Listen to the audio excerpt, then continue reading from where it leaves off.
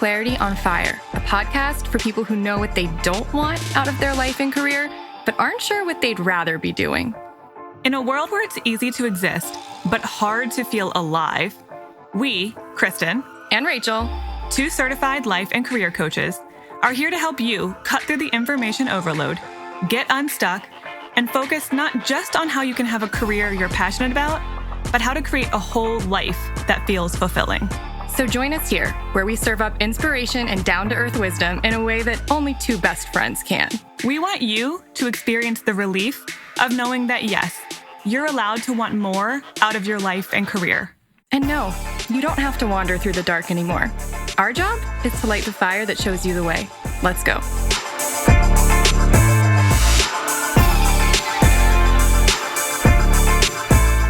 Hi. Hey. Apologies in advance if the tone of this episode is off. I mean, we're recording this a week before the election, and it's coming out, a couple days after. So I don't know, guys. We don't know how to give the appropriate tone in advance because we can't read the future. No, none of us can at this moment. Right. Yeah. So I don't know how you're feeling right now. However you're feeling is okay. However you're feeling is okay. And apologies if we are not matching your sentiment of the moment. Well, God knows anything could happen between now and next week anyway. I mean, something could have happened that we're not being sensitive enough about because we don't know about it. So I just want to let you know, I don't know yet. So that's where this one's coming from. Mm-hmm. It's also the second time we've tried to record this because Kristen's phone rang and then someone else's phone rang from upstairs. And I could just hear it like it was in the room. And it doesn't bode well for getting neighbors. Yeah. But anyway, I think I've just been complaining too much today and then I reaped what I sowed. So I need to stop complaining. And no expectations. No expectations. So here we go again. Okay. We have a Dear Krachel for the month of November. And we have a little bit of a theme going on this time. Rachel and I were just talking about this before recording. We were reviewing the questions. And the theme seems to be how to deal with difficult people and or navigate challenging relationships. None of them are romantic either. No romantic relationships. Very interesting. But all different contexts that we're getting into. So you don't always have to try to find a theme. We don't always have Sometimes this one emerges. It just felt kind of obvious. So we're pointing it out. I'm going to go ahead and read question number 1. Hi, ladies. Your last Dear Krachel episode involved discussion about when you are on a growth path, but your partner isn't. It made me think. My partner is amazing and growing with me, but some of my close friends are not. They're firmly entrenched in unhealthy habits, even though they talk the talk about change and development. How would you approach this? Thank you. And I also love these podcasts. They are fantastic. Ellie. Oh, thank you, Ellie. Thanks, Ellie. First of all, I think it's really amazing that you are on a growth path with your partner. I love hearing those stories of people who are kind of lockstep in that way. Good proof for those of you who think it's not possible. Exactly. Yes. Clearly it is possible because Ellie is having that experience. But it's really normal to feel disconnected from other people in your life in that regard. Yeah. So some of these friends, I'm imagining, might be people who you've been friends with for a long time. And you might be either going in different directions. You might just be going at different paces. Yeah. And it's challenging to know how to deal with that. So there's no blanket answer here, first of all, because every relationship that you have, every friendship that you have is unique.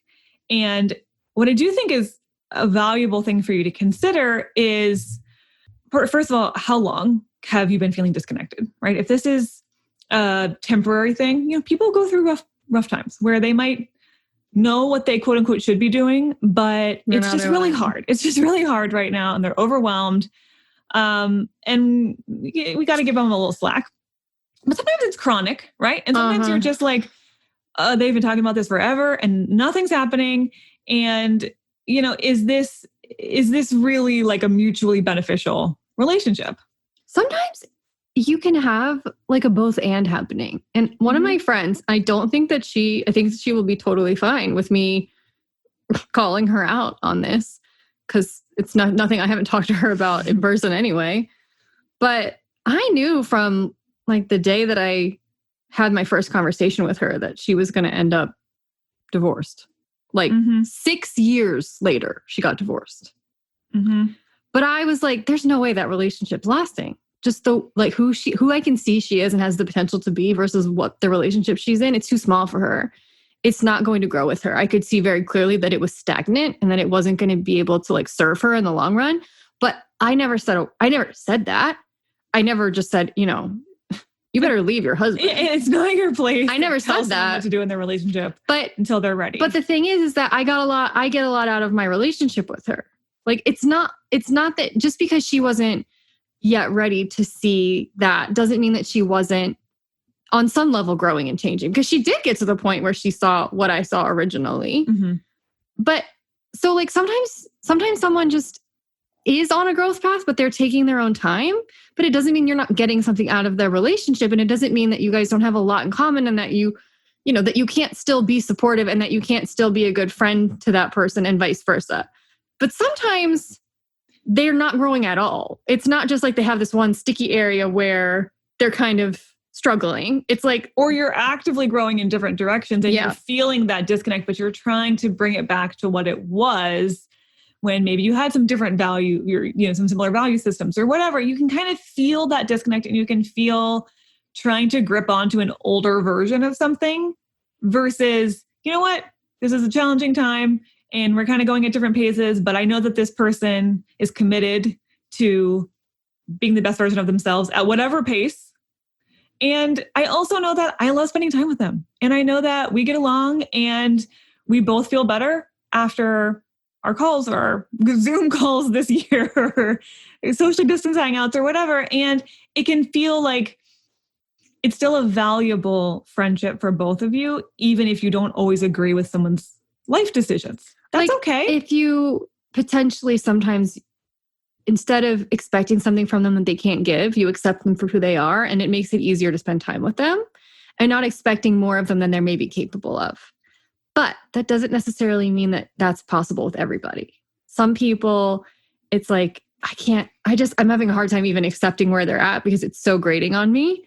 Or we just have nothing in common anymore. And I'm not getting anything out of my inner. In fact, sometimes I feel drained by being around that person. I was just going to say, I think a good indicator is, does my time with this person give me energy or drain me on the regular? Yeah. And how long has that been going on?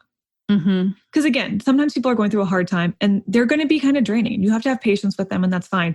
But if you're just realizing like, I feel kind of obligated to stay friends with this person, but I feel also very drained. Okay, well, you can kind of think about, does that keep making sense? And I know that's a really hard thing to say because you love your people. But it's also healthy to recognize, like, if this is not a win-win, then not really a friendship. It's not really serving either of you. I think people would maybe be surprised to know, or maybe not because it's coming from me, that there were like, I think if I were to clock the longest stretch of time I didn't like you, it was like 7 months. Yeah, I know exactly what 7 months you're talking about. Yeah, 2012, May to December. Yeah. Yeah. Of course you remember the months. That's so in It character. could have been late April, yes, but it so was definitely like May to December. Yeah, but it wasn't like Hey guys, did you know that completely perfectly overlapped with an absolute douchebag of a dude? You surprised? Yeah, exactly. No, but I genuinely I just was so over you and I just was so mad at you and I was so frustrated with you because you weren't seeing what was very clearly right in front of your face. And no amount of me telling you was going to make a difference. And so I didn't really like you. And you sure tried. And it didn't. I did try. It didn't work. It didn't make a freaking lick of difference. And so sometimes as a friend, it's really, really freaking hard. But you have to let people grow at their own pace. And if you can't tolerate that, like Rachel could have been like, this is too frustrating. I can't witness you growing at your own pace. And that could have been the end, but it wasn't, right? You were like, I knew that. I know she'll get there. Well, because I knew that relationship wasn't going to last. And I knew that once it ended, you would be able to see reason. And so I was just biding my time. Mm-hmm. And that's not the only time I ever did that with you, by the way. But that was the longest stretch of time I didn't like you. Well, but like you're giving kind of multiple examples of people going through their own growth patches. and they're ugly sometimes, and they're slower than you would like. And when you see a friend who is going through something and you know what they should do, or you see how they're talking the talk, but they're not walking the walk. Yes. And you see them doing their old patterns over and over again. It's hard. I need to throw in that was the exact time we also went through 2/3 of our coach training, and you were still not. So like, don't you think that's not a coincidence, right? Like there was some serious growth going on there. I know, and it was ugly. But talk about like talking the talk, but not walking the walk. Right. So like, right. Yes. That is very possible that people aren't doing that, but that they eventually will, and that you might need to give them time. Yeah. And it's always easier to see how other people are getting in their own way than they can see it for themselves, right? Yeah, it takes other people longer. We're to all notice. worst at seeing our own stuff. So yes, if you can see it and it's frustrating, but you recognize like, hey, look, this person is still a great friend, and I know they're going to kind of come out the other side, and it's going to take some patience and some love on my end. That very well might be worth it. If you're just like, this is the same thing over and over and over again. It never changes. And it never changes. Ends. And I don't see any end in sight. And it's just kind of draining me every single time I think about it. Well, okay, that might just be you guys like are just an indicator apart. Let it happen. Yeah, that this friendship is just, it's kind of run its course. Yeah, it's hit its expiration date. And that is normal sometimes. Most relationships are not going to be lifelong. Right. Yeah. And they still have full purpose, even though they're not lifelong. However, I want to add one more thing, because I think what she's trying to figure out is, I don't know, but do I say something about the fact that they're being hypocritical? That they talk the talk about growth and development, but they're not walking the walk. Should I say something? And as the queen of saying something and it making no difference, I'm going to caution you against saying something. I think there's a way for you to maybe plant seeds or point out certain indiscrepancies. But I'm going to tell you right now, if someone does not want to hear it, they're not going to hear it. Nope. Kristen didn't want to hear a single thing that I ever said, even though I was always right. In fact, it actually made me dig my heels in more when you... Yeah, because it made you more stubborn because you didn't want me to be right, even though I was.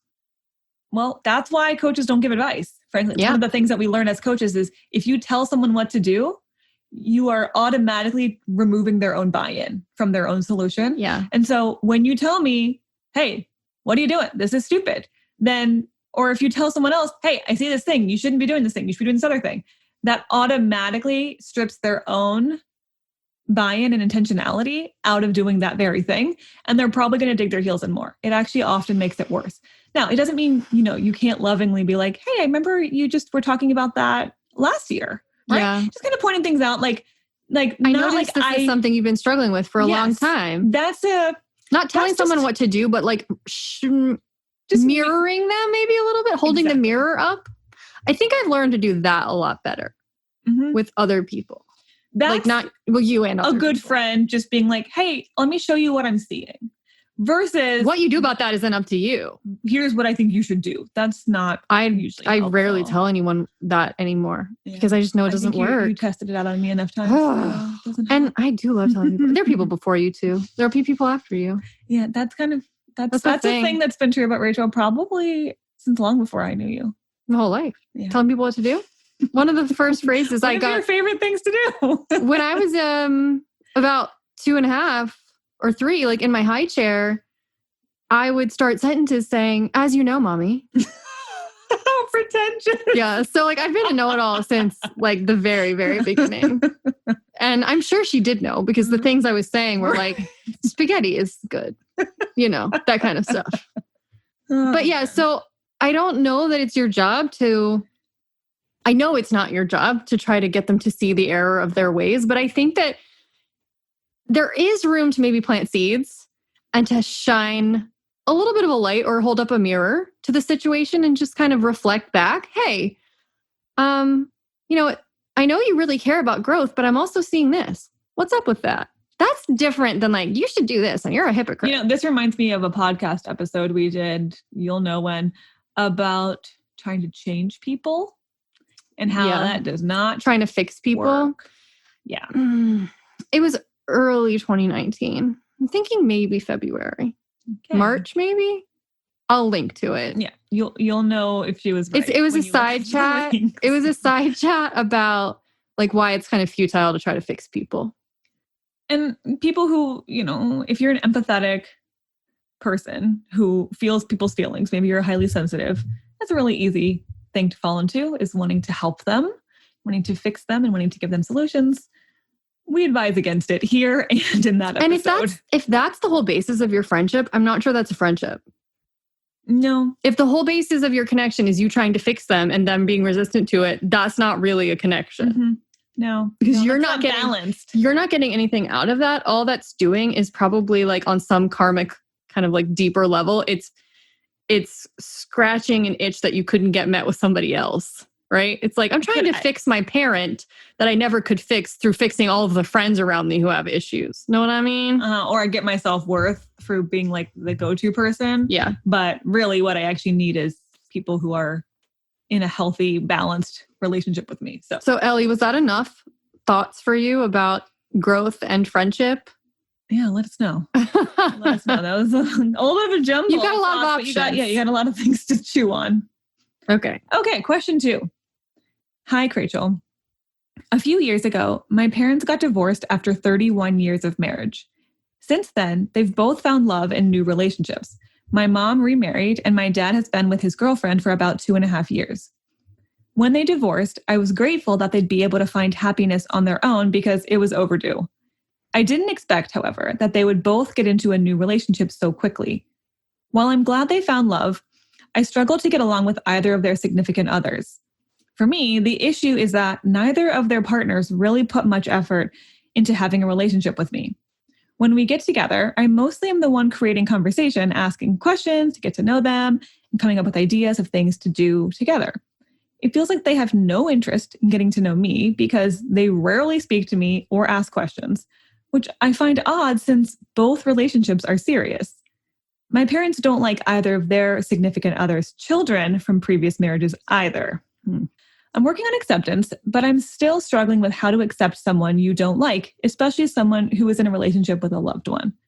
Right now, being around my parents' significant others feels uncomfortable, and I feel crazy that they don't seem to care about having an amicable relationship with their partner's kids. How can I be more accepting of their partners so I can create a greater sense of peace for myself? And that is from Feeling Like a Tribe of One. What do I call a tribe of one? Tribe of One. I have a lot of feelings about this one. Can I just first validate? This is a sucky situation. This really sucks. Because it's very hurtful. It's very hurtful, and I'm imagining it feels disconnected from your whole family now, because no matter where you turn, you don't feel fully wanted there. And that's going to feel really hard. So I just want to acknowledge that, Tribe of One, that is what it must feel like. Kind of like, I'm on my own now. My family has gone their own directions. So what I found interesting and kind of telling about this question was that it was very focused on the significant others. Mm-hmm. How can I accept these people that I don't like? I actually think that your beef and your action needs to be with your parents. Mm-hmm. Because what I think is the problem is that how could your parents, this is probably what you're on some level feeling. How could my parents be with people who don't give a shit about me? Why would they be attracted to someone like that? Why would that be appealing to them? And then also why? If my parents can actively dislike their partner's children, then that means they must be okay with their partner disliking me. Why is everyone okay with this? Yeah. It feels like you don't care about me. You must not care about me that much if this is okay with you. Which I know your brain's probably like, wait, hold on. I don't know but that's because it's so much easier to blame the significant other. It's so much easier to have resentment for someone who clearly has no interest in you than to have resentment for your parent. Who, in dating someone or marrying someone who has no interest in you, is kind of sharing a disinterest in you. Right? Or at least that's certainly how it feels. Right. Of course it would feel that way. How could it not? They must not care about me that much if they're willing to be with someone who doesn't like their children. That doesn't bother them. That's, I think, where your beef really is. And who doesn't care that I feel uncomfortable when I'm right with all of them. Yeah. Right? Why wouldn't my parent, right, the person who is supposed to love me the most unconditionally, want me to feel comfortable in the home with them and the partner that they've chosen? Right. That would feel really uncomfortable to Right. think about that. It's your parents' job to bridge this gap. It's not your job, and it's not really the significant other's job, because it's the parent that you guys have in common. Yes. Granted, I don't understand either why the significant other has no interest. I don't get that either. But we don't need to get into their psyche. I have no idea. We cannot change their behavior. But I do think that this warrants a conversation with your parent. Maybe you've already had this, maybe not. But my guess is you have been trying within yourself, or just from reading your question, it sounds like you've been trying within yourself to cultivate acceptance, when really what I think needs to happen here is a pretty honest conversation. You need to talk to your parents. With each of your parents about how you feel. Yeah, how their decision has made you feel. Yeah. Because they may not really know, right? They might be telling a different story. They might be saying, well, I'm an adult. My kids are my kid or my kids. I don't know if you have siblings. If you don't, God, of course you feel like a tribe of one. Yeah. Maybe you're an only child. And so this is making you feel even more lonely. You didn't mention siblings. So right. I wonder, but where was I going with that? I just got stuck validating them. And then I lost my train of thought. And then you saying that made me lose your train of thought. Well, you're really helpful. God. You're no Watson to my Sherlock if you can't keep my train of thought. That's okay. I'll find it again and then I'll interrupt you because I found it. Yeah. But anyway, it's your parents' job to bridge this gap. It's not anyone else's job, not really. And so you need to, I found it. Yep, found it.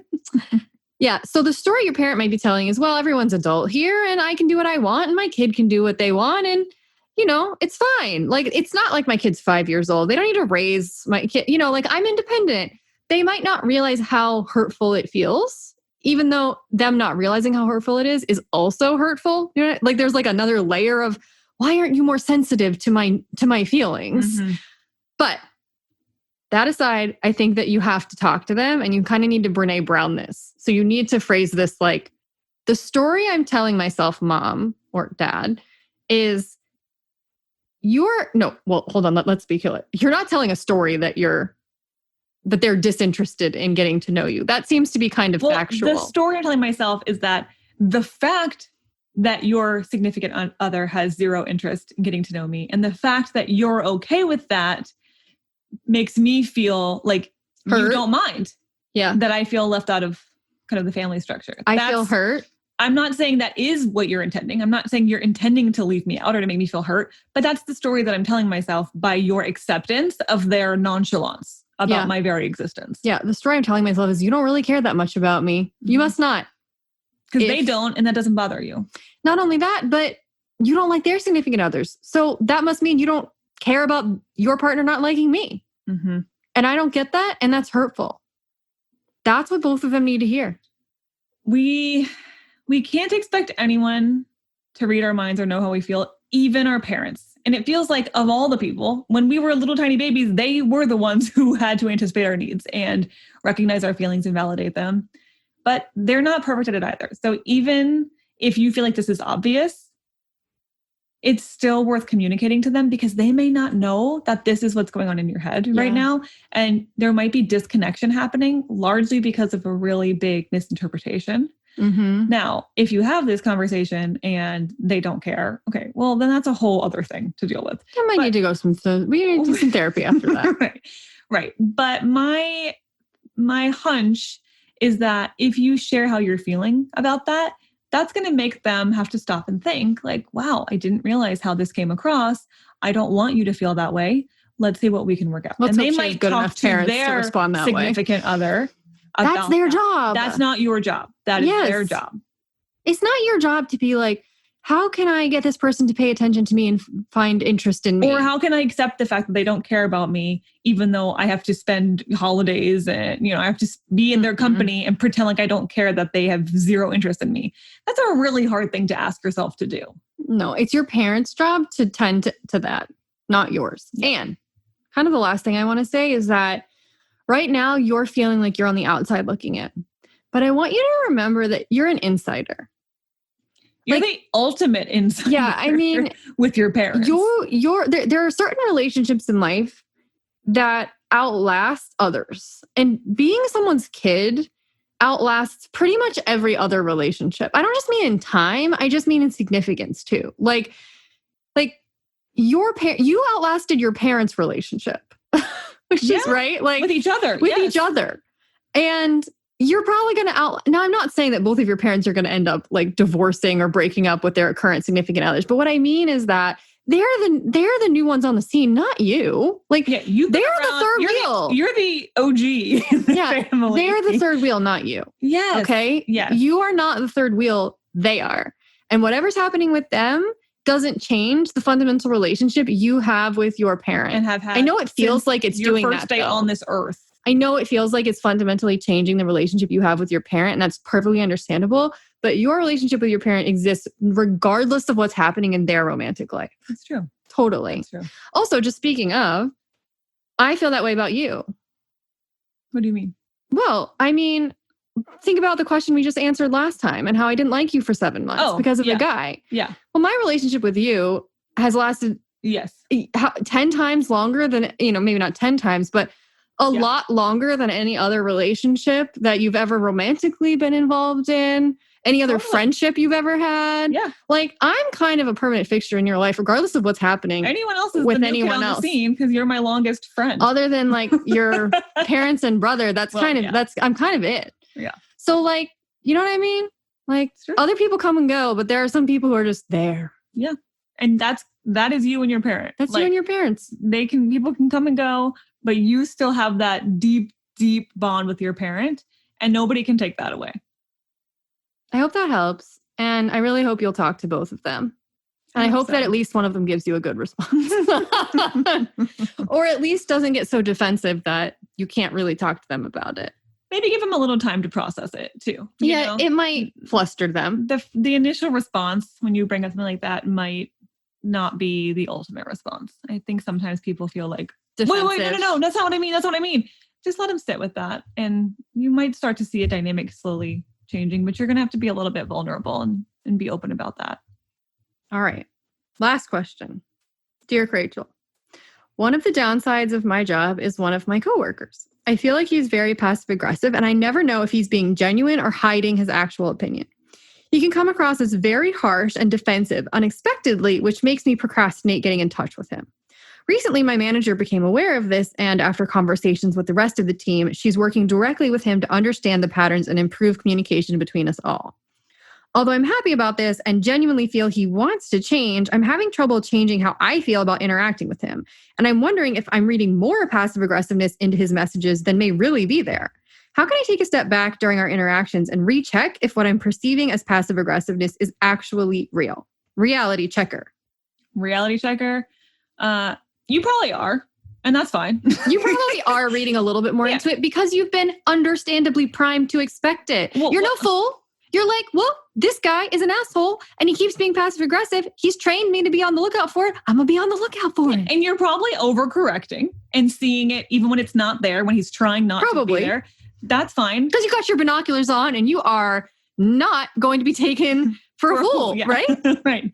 Exactly. So you're like, am I doing this? Yeah, probably. And I see them with like one of those like kind of like safari hats on, and they're like popping out of a bush, and they are like with their binoculars, and they are looking for that passive aggressiveness like a mile away on the savannah. And if you look for it, you're going to find it. Even if it's not there, you're going to find it. So that's fine. Yeah. To be honest, you're probably not the only one on your team. Like he has a lot of work to do to reset the scale and reestablish healthier communication. That work is on him. Sounds like at least has some support in figuring that out. Well, you're not alone. You're not crazy, right? I mean, that's validating that everyone else knows it's happening too. Yeah. And you know it's real because there's a pattern here that's showing up to the point that the manager is actually even doing something about it. Yeah. Working with him on that. I don't know how much that's going to be effective. Is your manager also a therapist or coach? I mean, likely not. But at least it's not your responsibility to deal with it, right? Like, that's actually part of what can help you calm down is that you no longer need to be hyper aware of it because someone else is aware of it and doing something about it. So you don't need to be like, I need to pay attention to this so I can make sure that I take note of when it's happening. Everyone knows it's happening. Like, it's not your job to report back anymore. Right. You don't have to be like, wait, what is that? Is that a passive aggressive man or is that a giraffe? I'm still on the savannah. Oh, wait, I think it was just a giraffe. Never mind. As you were. Oh, man. So no, I'm sorry. This is just how my brain works. That is what I'm seeing right now. Very clearly in my mind's eye. I mean, I'm now also seeing it, and I don't know if it's because we're Krachel and we just no. I just think I can paint a really good picture. I know. I think I have a good visual of this. But no, you do not have to discern. Yeah, it's not your job to discern when he is or is not being passive aggressive.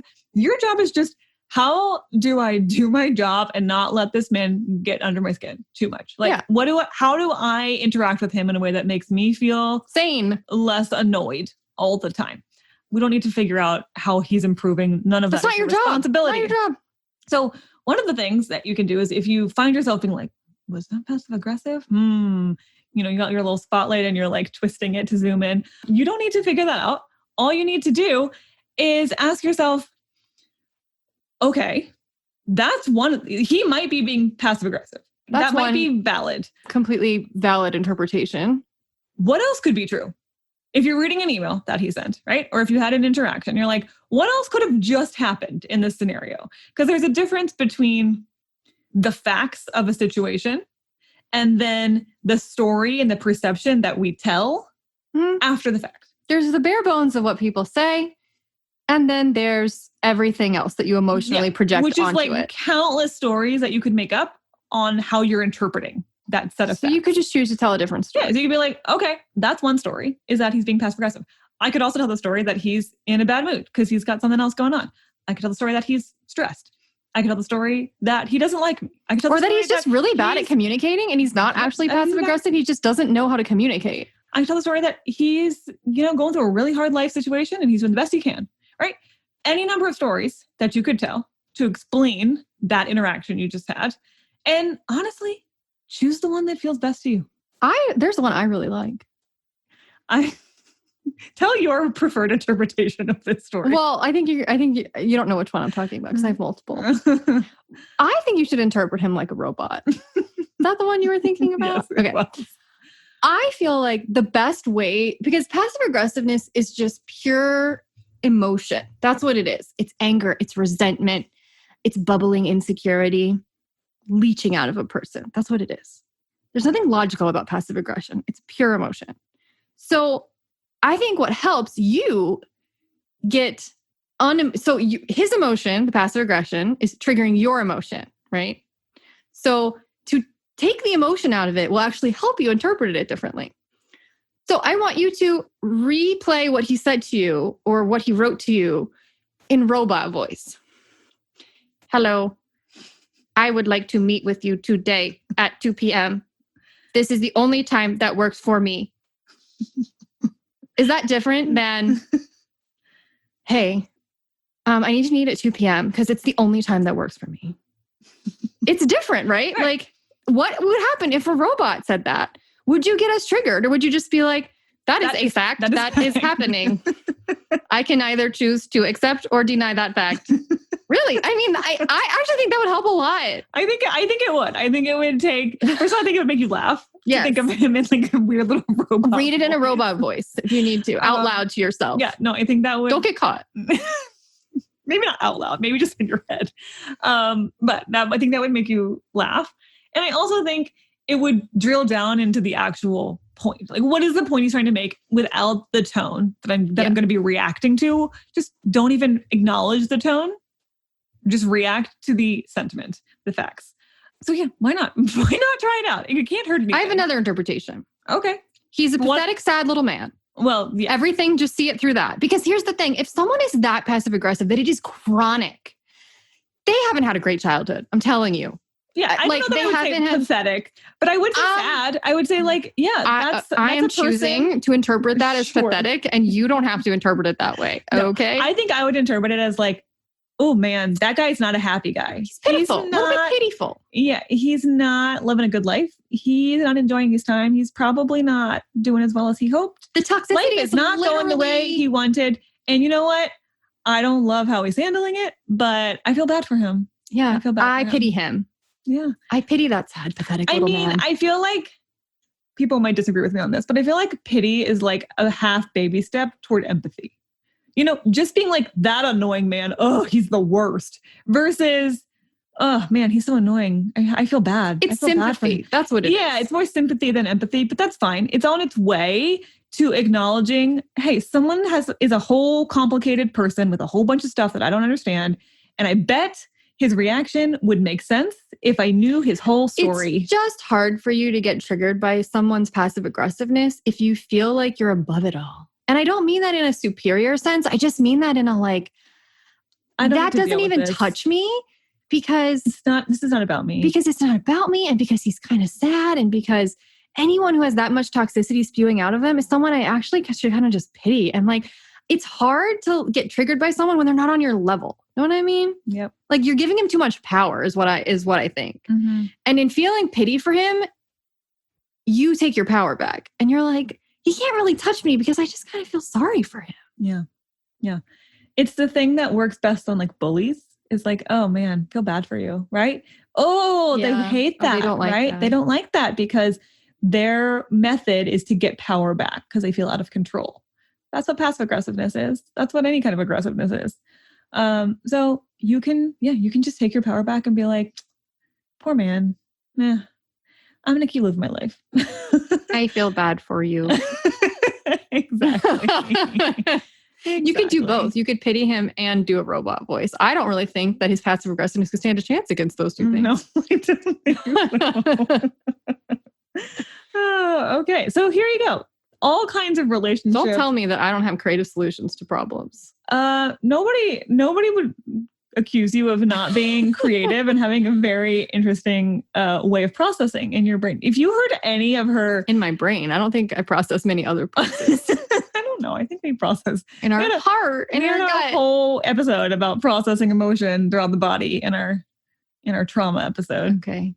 But anyway, if you guys knew how insane Rachel's dreams were, you would understand. Her brain is a strange place of a lot of disparate creative thoughts. Place a lot of normal people would feel comfortable. Not people who dream about buying a new toothbrush, which is what Kristen dreams about. Not always, but that's the most boring dream I've had. But I've literally never had a dream about something that was physically possible.